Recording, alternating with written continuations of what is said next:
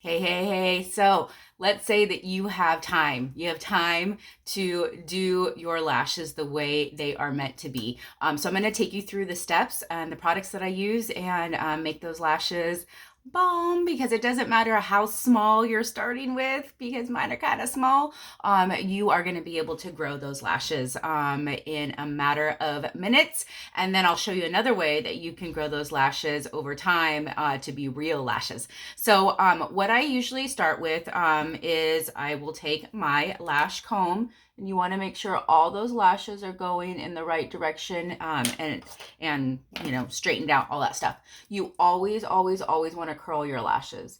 This is going to help make those lashes like mine that grow. Oops, I messed up. That grow straight out. It's going to help them curl up, which is going to give you a longer effect. Okay, so always curl them. I start at the base, and I spend a good amount of time down at the base of the lash. And then when I let go of it and I see that it's holding the curl, then I will go ahead and start tapping up the lash. And you have to be careful. You want to do this on clean lashes. And right now I can tell that they're kind of sticking to the curler. And that might be because I have some eyeliner on my lashes. So you want to be careful that you're not pressing too hard. When you have product on your lashes or on the curler, then there's a easier chance for your lashes to break off. So just be very careful in that situation.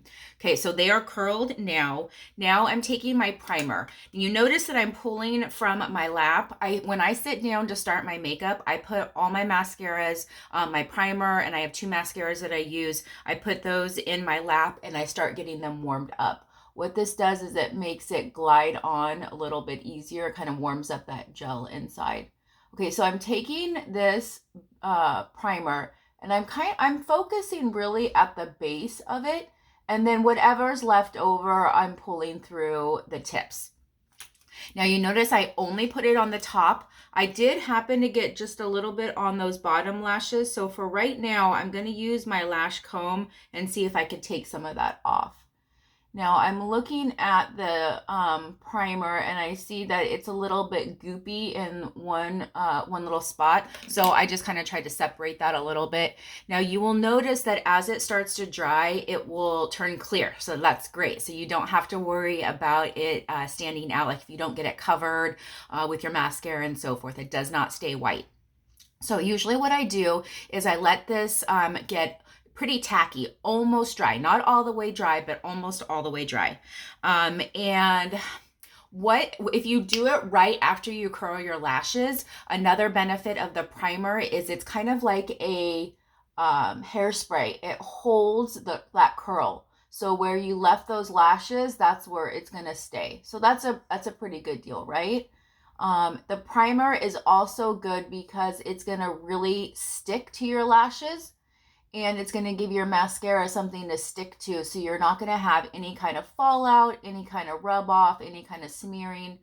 So what I'm doing right now is I'm taking my Epic waterproof mascara in black and I focused all at the base. I wiggled back and forth right at the base. I really filled in all of that base area.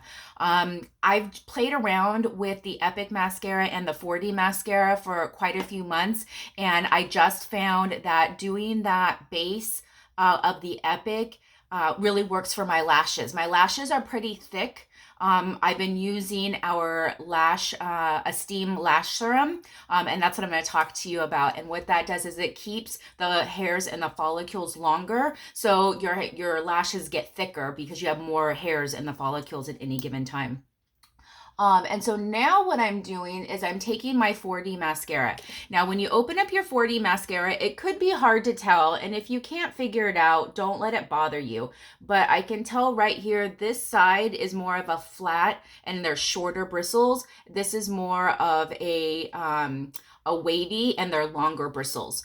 So what you do is you take that flat side and you go right into that base. Now we don't have to do a whole lot of this because we've already put that Epic waterproof there.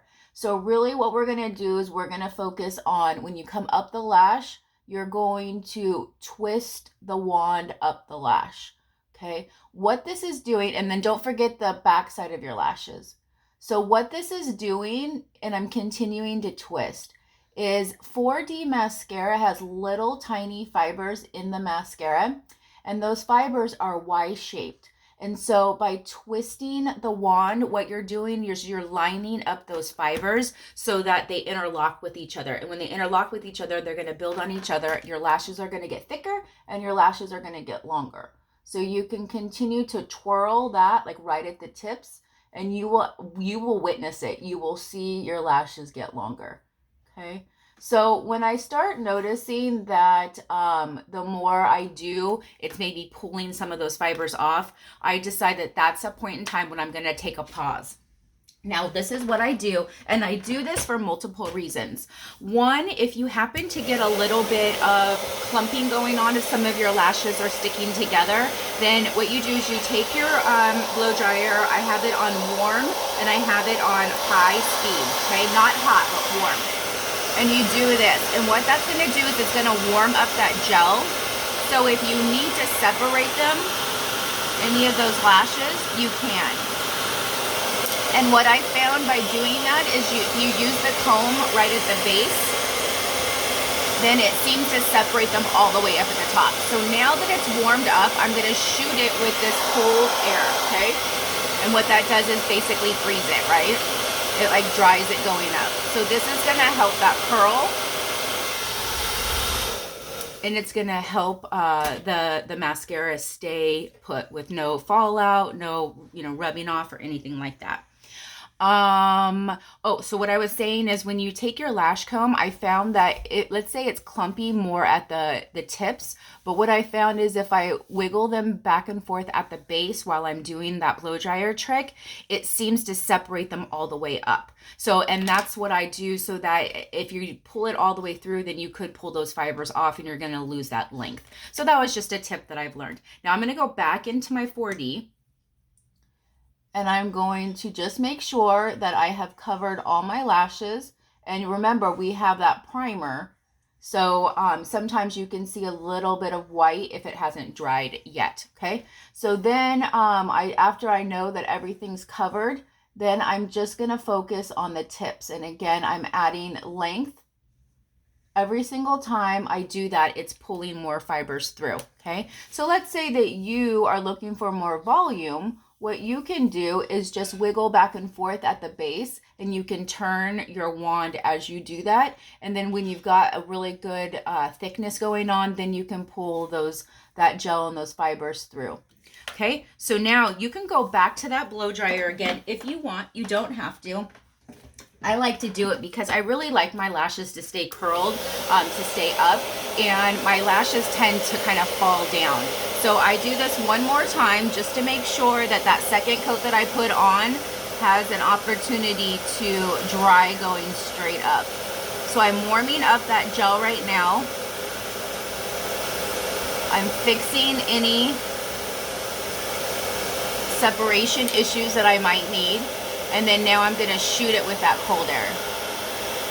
And those lashes are going straight up. Okay.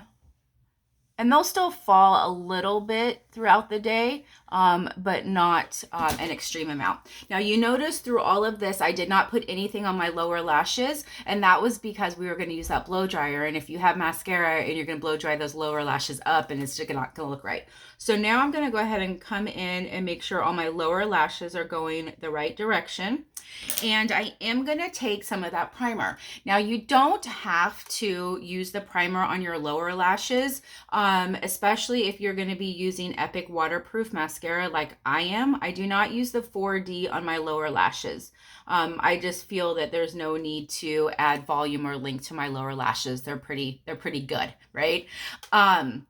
But if you, let's say you're going to go out dancing, let's say just you're going to be in a humid or a hot place, you're going to be sweating, I'm definitely would apply the primer on the lower lashes first before you use your mascara. No matter how well that mascara stays on, generally, once you start sweating, once you're in a humid environment, then you're going to have that opportunity for rub off on, especially on those lower lashes, because it rubs on your cheeks. And that's how mine is. It actually, the lashes actually touch my skin. So I would tend to get a little bit of rub off in that area.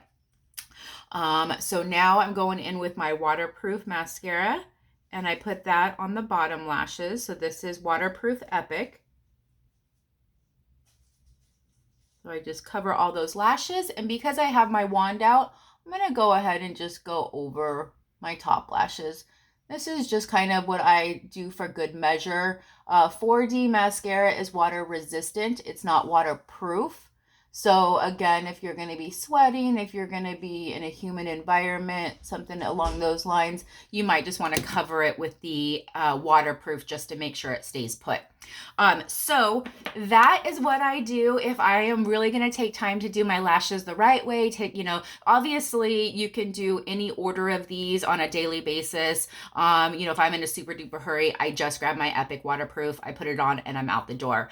I work at Starbucks part-time, so I have a lot of fun there, and we're steaming milk all day long. So I use these when I go to work because I want to make sure that primer is helping my mascara stay put. I found using these two together, even though I'm constantly steaming my face, at the end of the day, there is zero rub off. And then on good days when I have time to sit and play, then I'm going to use all three. So I hope you have a fabulous day or night, whatever time you're watching this. And let me know if you have any questions. I will be glad to answer them along the way. Bye.